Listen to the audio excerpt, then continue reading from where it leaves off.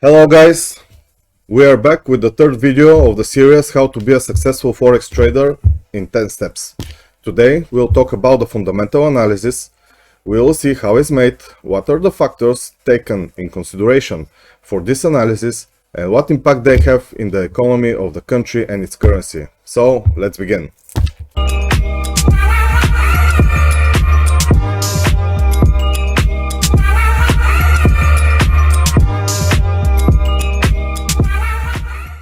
In this step, we'll pay special attention to the fundamental analysis.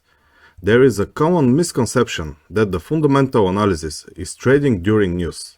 Well, it is not.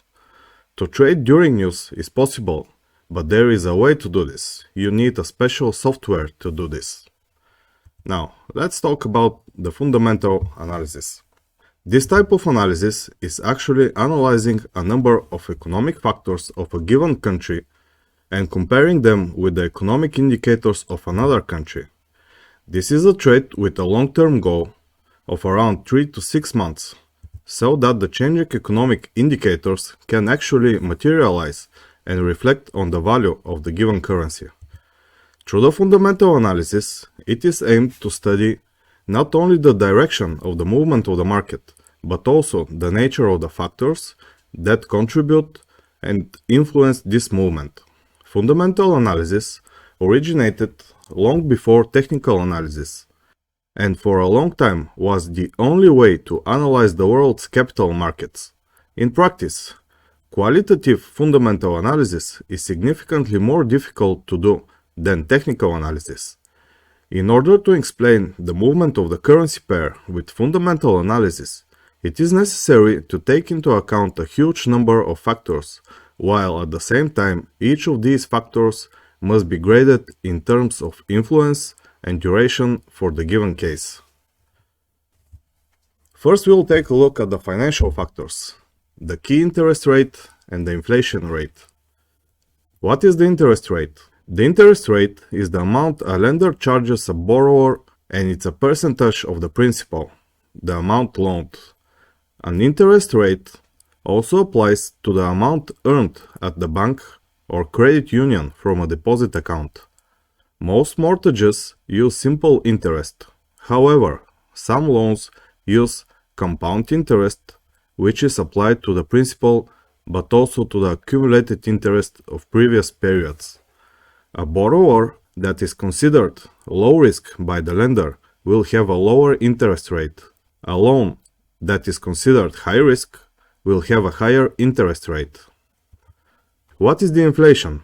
Inflation is the rate of which prices for goods and services rise. Inflation aims to measure the overall impact of price changes for a diversified set of products and services. It allows for a single value representation of the increase in the price level of goods and services in an economy over a period of time. The most commonly used inflation indexes are the Customer Price Index and the Wholesale Price Index. Now, how the interest rate and the inflation rate are interacting. If the central bank of a country reduces the key interest rate, it means that the interest rate on loans will also decrease, or the cost of credits will become lower. This measure will lead to more borrowings, more cash in circulation, and consequently more consumption. This is done in order to get customers to spend more and as a result stimulate economic growth and avoid the risk of recession or stagnation in the economy. At the same time, greater and cheaper money supply will lead to a depreciation of the national currency against other currencies. From this, we can conclude that lowering the interest rate for a given country has a negative impact on its national currency, lowers its value against the other currencies. With high interest rate, money supply decreases, the money in circulation is also less. People prefer to keep their free money in a bank to earn interest. Investors from other countries would invest in this country precisely because of the higher interest rate. It follows that the increase in interest rates has a positive effect of a given national currency because it generates greater demand not only from local customers but also from other countries. The ideal option for a country's economy would be if the interest rate slightly exceeds the inflation rate. Just to tell you guys, if you have missed some of the videos of the series, you can watch it from the link in the top right corner over here. Now let's move on to the general economic factors. The first one is the constructions. Permits for a new constructions are a leading indicator in the economy of a country because it shows how many new applications for constructions projects have been submitted to the municipality. This is a big picture of the state of the market for houses and other buildings in each country. If there is more applications, it means that construction companies are confident that in the future the business conditions in the country will be good. Conversely, if builders think that there will be no prospects in the future and people will not buy buildings and houses, they would not apply for constructions. Another thing is that the indicator shows the number of loan applications. Builders don't build buildings with 100% of their money. They often have to take out loans. The same goes for the customers, who often takes mortgages to be able to afford a house. The next indicator, the CPI. This is a measure that examines the weighted average of prices of a basket of goods and services which are of primary customers' needs. They include transportation, food, and medical care. CPI is calculated by taking price changes for each item in the predetermined basket of goods and averaging them based on the relative weight in the whole basket. The prices in the consideration are the retail prices of each item, as available for purchases by the individual citizens. Changes in the CPI are used to assess price changes associated with the cost of living, making it one of the most frequently used statistics for identifying periods of inflation or deflation. The next indicator, the unemployment rate. Why is it important to monitor a country's unemployment data? When we have more people working, it means that more wages will be paid in the economy. The more wages are paid, the more money customers spend. Also, more taxes are paid from these salaries, which means that the government will have more money. These are inflationary conditions. As mentioned above, inflationary condition in the economy leads to increase in the value of the local currency. When customers are constantly listening to the news that unemployment is rising or falling, it will inevitably affect their spending behavior. This will also affect their views of the future of the country and will reflect on the indicators we talked about above. The next indicator, the trade balance. The trade balance is a very important indicator of the state of a country's economy. Take for example the United States. When the state imports more products than it exports, it automatically creates a negative trade balance. It has to convert US dollars into another currency by selling dollars and buying the currency of the country from which they import products.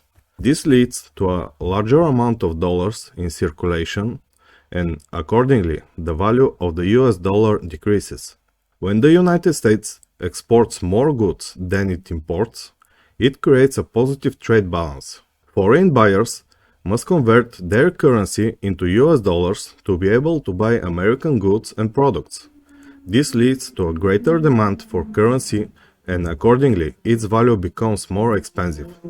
Every time you see a sharp change in a country's trade balance, you can expect changes in the value of its currency. And the gross domestic product? In general, economic factors are many and varied. In practice, this is any economic factor that affects in some way, whether directly or indirectly, on the state of the currency of a country. Undoubtedly, the gross domestic product is one of the most important. Greater GDP means more production, more consumption, more capital movements, more interest among investors, and hence greater demand for the national currency. This would strengthen the position of the national currency of one country against the currencies of other countries. Similarly, a decline in GDP would negatively affect a country's currency. Now, let's take a look at the political factors and disasters. Political stability is an important condition, but not always enough to establish the upward movement of the currency. Fluctuations in trade movements usually occur before elections. Due to uncertainty of the course of events, most market players prefer to close their positions and wait for stability and clarity. In general, political instability has a detrimental effect of a country's currency and it begins to depreciate.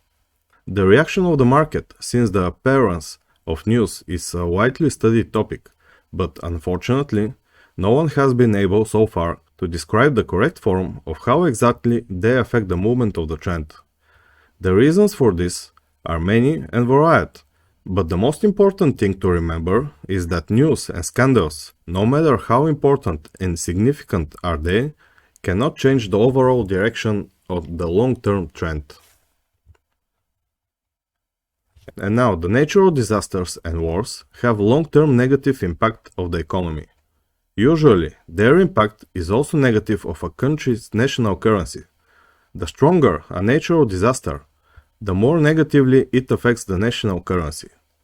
From hurricanes and earthquakes to droughts and floods, they have the power not only to upend the lives of local residents, but also to create a substantial expense for governments, businesses, and individual residents.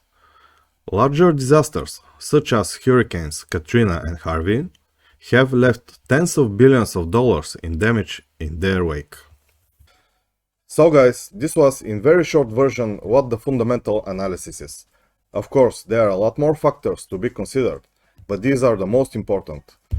What you have to remember is, don't trade during news. A lot of manipulations happens. This was everything for step 3 of how to become a successful forex trader. For those of you who are new to the channel, you can watch the first video of the series. Don't forget to like, share and subscribe if you like this video and if you want to help us to make better videos. We'll see you next week with step 4. Meanwhile, you can watch our weekly analysis in the channel. So, see you next week.